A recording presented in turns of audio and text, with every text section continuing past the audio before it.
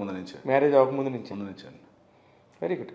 మీది లవ్ మ్యారేజా arranged marriage? Love marriage అండి. Love marriage. ఓకే. మేడం ఎక్కడ పరిచయం మీకు? ఇక్కడే హైదరాబాద్, అంటే ఇండస్ట్రీకి రాకముందు నుంచి మాకు పరిచయం ఉంది. ఓకే.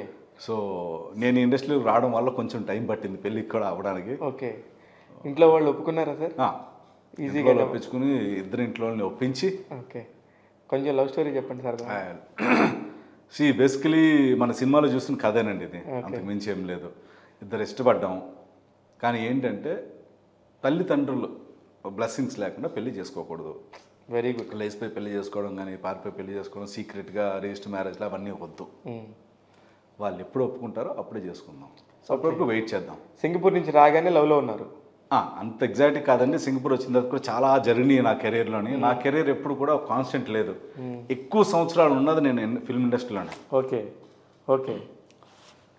సో సింగపూర్ నేను చదివింది మెకాట్రానిక్స్, నేను జాబ్ చేసిందేమో structural and steel designing. Okay. దాని తర్వాత కంప్యూటర్స్లోకి రావడం, అక్కడి నుంచి మళ్ళీ ఒక హైదరాబాద్లో ఒక సాఫ్ట్వేర్ కంపెనీ ఫ్రెండ్ వాళ్ళు పెడితే దాన్ని కొన్ని రోజులు చూసుకోవడం. ఈ లోపు నాకు కోర్సులు చేస్తూనే ఈ లోపు నేను సడన్గా తెలియకుండానే యాక్టర్ అయిపోవడం.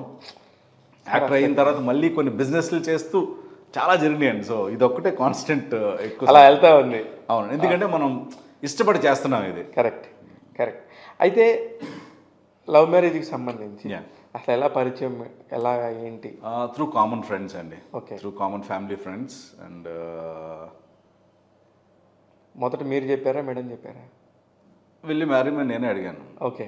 సో అంటే ఇంకా మనకి ఏంటంటే ఒక డెసిషన్ తీసుకున్నాం లైఫ్లో. డెసిషన్ తీసుకున్నప్పుడు ఈ వ్యక్తి మాకు నచ్చింది, ఈ వ్యక్తితో నేను లైఫ్ అంతా ట్రావెల్ చేయాలనుకుంటున్నప్పుడు ఇంకా మళ్ళీ దీనికి ఇంకెందుకు డైరెక్ట్ గడేసాను. I'm not a guy who say I love you అంతే తిప్పి తిరిగే టైప్ కాదు. Will you marry me, is it okay? Yes, he said yes and that's it. మేమిద్దరం డెసిషన్ తీసుకున్నాం. తర్వాత ఇంట్లో వాళ్ళు డెసిషన్ తీసుకోవడానికి చాలా టైం పట్టింది. సో వాళ్ళని కన్విన్స్ చేసి, మీరు ఒక్కడే కొడుకు, ముద్దుగా గారవంగా పెరిగి మా ఇంట్లో నేను కన్విన్స్ చేసుకోగలను. ఎందుకంటే నేను మా ఇంట్లో వాళ్ళు తెలుసు కాబట్టి, నా గురించి తెలుసు కాబట్టి, నా డెసిషన్ ఎలా ఉంటుందో తెలుసు కాబట్టి ఫాస్ట్గా తొందరగా ఒప్పుకున్నారు. వాళ్ళ ఇంట్లో ఏంటంటే ఇండస్ట్రీలో ఉన్న అబ్బాయిలు వాళ్ళు ఏవో చదువుతారు మ్యాగజైన్స్లో, సగం అంతా కాంట్రవర్సీ సోదే ఉంటుంది. అది నిజం కాదు, ఒక్కటి కూడా నిజం ఉండదు, వాస్తవంలో ఉండరు. అవునండి. సో అలా ఏదేదో ఊహించేసుకుని వీళ్ళు సినిమా వాళ్ళు అంటే రోజు పబ్బుల్లో తిరుగుతారు, క్లబ్బుల్లో తిరుగుతూ ఉంటారు. ఇదే నేను ఎక్కడ తిరుగుతుంటే క్లబ్లో. వాస్తవంలో అది జరగదు. మాకు ఫ్యామిలీలు ఉంటాయి, మాకు ఇంట్లో వాళ్ళు ఉంటారు, ఒక ఫ్యామిలీ, ఒక బాండింగ్. అది అంటే ఒక రియాలిటీకి బయటకు వచ్చి ఏదో బతుకుతూ ఉంటారు చాలా మంది. అంటే సినిమాని చూస్తుంటారు వాళ్ళు, అంతే. రియల్ లైఫ్లో కూడా రియల్ లైఫ్నే చూస్తుంటారు తప్ప. So it took some time. And ఎన్నాళ్ళు పట్టింది? 6 years అండి, 5 to 6 years. Oh my God. And at the same time మా వైఫ్ కూడా she was working in UK for some time. Okay. So తన కెరీర్ పరంగా అక్కడికి వెళ్ళడం, దానివల్ల తన గ్రోత్ వస్తుంది. సో అది మంచిది కదా. ఓకే. ఆమె ఐటీలో ఉన్నారు? ఐటీలో ఉన్నాను. Oh very good. ఇప్పుడు కూడా she still working. Oh very good. ఓ అసలుకి రవివర్మ గారు అలాగ క్యారెక్టర్స్ అలా స్క్రీన్ మీద చూసినట్టు కాదు, పక్కా ఫ్యామిలీ జెంటిల్మెన్. ఫ్యామిలీ మ్యాన్ అండి, పక్కా ఫ్యామిలీ మ్యాన్. అండ్ షూటింగ్ వరకు నేనండి మాది. Rest and all is like normal. Madam enjoy చేస్తారా యాజ్ ఆర్టిస్ట్గా మిమ్మల్ని? అస్సలు చేయదు. అంటే వాళ్ళకి ఏంటంటే వాళ్ళ ప్రైవసీ పోతూ ఉంటుంది. ఓకే. సో వాళ్ళకి మా ఇంట్లో ఏంటంటే మా వైఫ్ కానీ మా డాటర్ కానీ ఇద్దరికి నా సినిమాలు చూడడం ఇష్టం లేదు. సినిమాల గురించి ఎక్కువ అడిగినా సరే వాళ్ళకి దే డోంట్ నో ఎనీథింగ్, వాళ్ళు పట్టించుకోరు. ఓకే. నా కెరియర్ నాది, వాళ్ళ కెరియర్ వాళ్ళది. అందరు కలిసి ఈవినింగ్ పూట హ్యాపీగా ఉంటారు అంతే. వీకెండ్ మాత్రం yes, it's a family day, కలిసి ఎంజాయ్ చేయాలి. ఇయర్లీ ఎక్కడో చోటకి ఒక హాలిడే కంపల్సరీ వెళ్ళాలి. ఎన్ని కంట్రీస్కి వెళ్ళి ఉంటారు? తక్కువేనండి, ఎక్కువ ఏషియన్ కంట్రీస్ తిరిగాం. ఇంకా యూరోప్ ఉంది, యూఎస్ ఉంది. ఇంకా అంటే నేను తిరిగాను. సో ఫ్యామిలీతో తిరిగింది తక్కువ అనమాట. సినిమా ఇండస్ట్రీలో పరిచయాలు, పరిచయస్తులు కొంచెం బాగా మనసుకు దగ్గరైన వాళ్ళు ఉంటారు. ఈ బ్యాచెస్లో మీకు ఆర్టిస్ట్ పరంగా కానీ, మీ పర్సనాలిటీని చూసి కానీ ఇష్టపడిన హీరోలు కానీ, కొంచెం పెద్ద స్టార్స్ కానీ ఎవరో ఉంటారు? ఎవరితో మీరు బాగుంటారు? అంటే నేను మరి అంత క్లోజ్గా అయితే ఫిల్మ్ ఇండస్ట్రీలో చాలా తక్కువ మెంబర్స్ అండి. అది ఎలా సార్ సాధ్యం? నాకైతే ఇప్పుడు నేను మీతో తిరుగుతున్నాను, మాకు మీతోనే తిరుగుతూ ఉంటాం. అది ఎలా ఉంటుంది నాకు అదే అర్థం. అంటే నాకు ఎలా ఉంటుందంటే సార్, బేసికలీ చాలా చోట్ల నోటీస్ చేసిందంటే ఒక గ్రూప్లోకి వెళ్ళడానికి okay they do some gimmicks, okay అవి మనకు రావు. ఓకే, మీకు రావు గిమిక్స్? అస్సలు రావు. వస్తే ఈరోజు ఇక్కడ ఎందుకు ఉంటామండి, ఈ స్టేజ్లో కాదు ఇంకెక్కడో ఉండాలి అప్పుడు మనం. ఓకే. సో జనరల్గా ఒక పరిచయం, సో కొంచెం ఎక్కడ కనిపించినా ఎంతో రెస్పెక్ట్ఫుల్గా ఆప్యాయతతో మాట్లాడే వ్యక్తుల్లో ఫస్ట్ ఉండేది జగపతి బాబు గారు. కరెక్ట్, చాలా బాగా. ఎందుకంటే ఇంచుమించు మేబీ నేను ఇలా ఈరోజు ఉండడానికి కూడా కారణం ఆయననేమో. నేను ఎక్కువ ఆయన ప్రిన్సిపల్స్ని ఫాలో అవుతాను, నాకు చాలా ఇష్టం ఆయన ప్రిన్సిపల్స్. ఆయనతో ఇప్పటికీ ఐ థింక్ 5 సినిమాలు 6 సినిమాలు చేశానండి ఆయనతోనే. Very good. సో నా కెరీర్ స్టార్టింగ్ నా 3rd మూవీ ఆయనదే, పందెం. ఓకే. సో అక్కడ పరిచయం ఆయన. కబడ్డీ మంచి హిట్ అయిన తర్వాత పందెం అక్కడ పరిచయం అండి. తర్వాత ఆయన విలన్గా మారే ముందు లాస్ట్ సినిమాకి ఆయన హీరో, నేను విలన్. ఓకే. ఓ మనిషి కథ అని, that was the last movie ఆయన హీరోగా చేశారు. ఓ మనిషి కథ, అవును. సో జర్నీ మాది చాలా ఉందన్నమాట. ప్రభరాకిడు మధ్యలో ఇంకోటి ఏదో చేసాము, అండ్ తర్వాత సైర నరసింహారెడ్డి.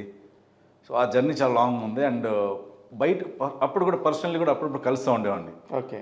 సో ఆయన కొంచెం ఆర్టిస్ట్గా ఏదైనా అడ్వైస్ కావాలన్నా ఏదైనా సరే ఆయన దగ్గర డైరెక్ట్గా ఫోన్ చేసి మాట్లాడతారు. సో అది.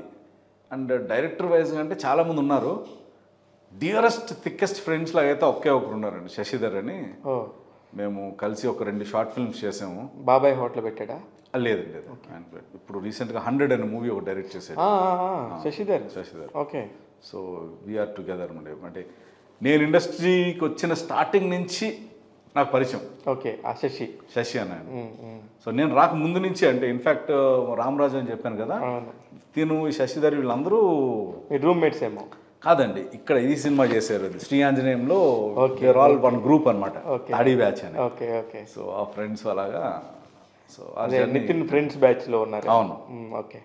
నితిన్ కాదు, సుబ్బరాజు ఇటువైపు విలన్ బ్యాచ్. అవును అవును, సూపర్ అండి. అయితే ఇప్పుడు మీకున్న దానిలో మీరు ఒక అసిస్టెంట్ డైరెక్టర్గా వెళ్ళి రామ్ గోపాల్ వర్మ దగ్గర జాయిన్ అవుదాం అనుకున్న మీరు అనుకోకుండా ఇటు వచ్చారు.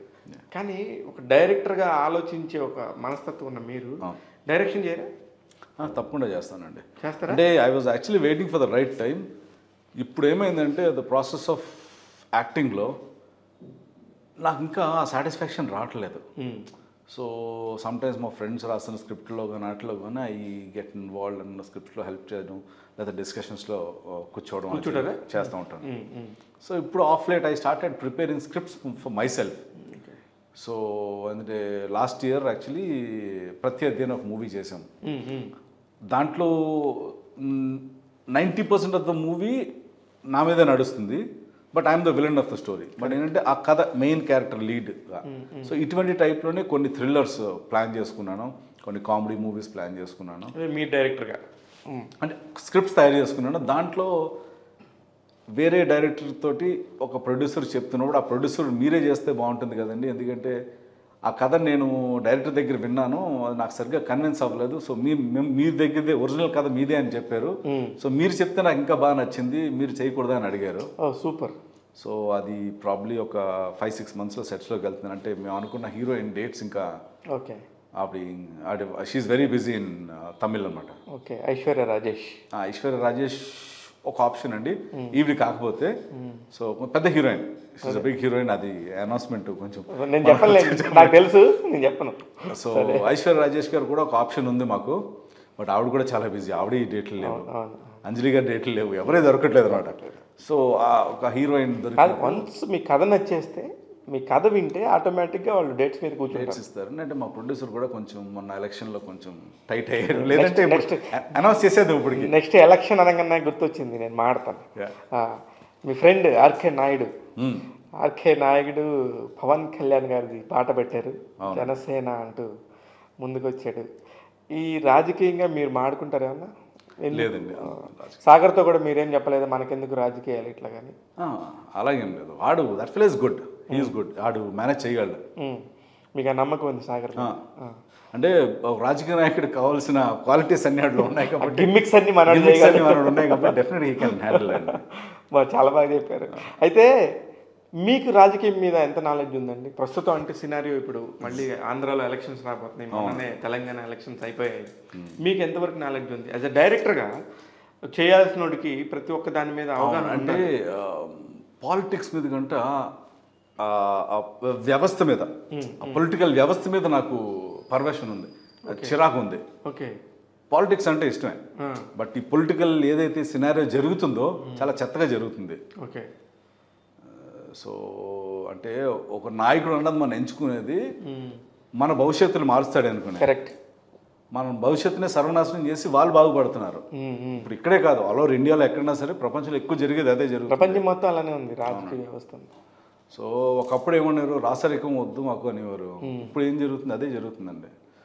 ఒక పొలిటీషియన్, ఒక ప్రైమ్ మినిస్టర్ ఆఫ్ ఇండియా, దాని తర్వాత అడు కొడుకు ప్రైమ్ మినిస్టర్, కూతురు ప్రైమ్ మినిస్టర్, మనవడు ప్రైమ్ మినిస్టర్, ముని మనవడు ప్రైమ్ మినిస్టర్. ఎందుకంటే అవసరం మనకి ఇంకెవరు లేరా?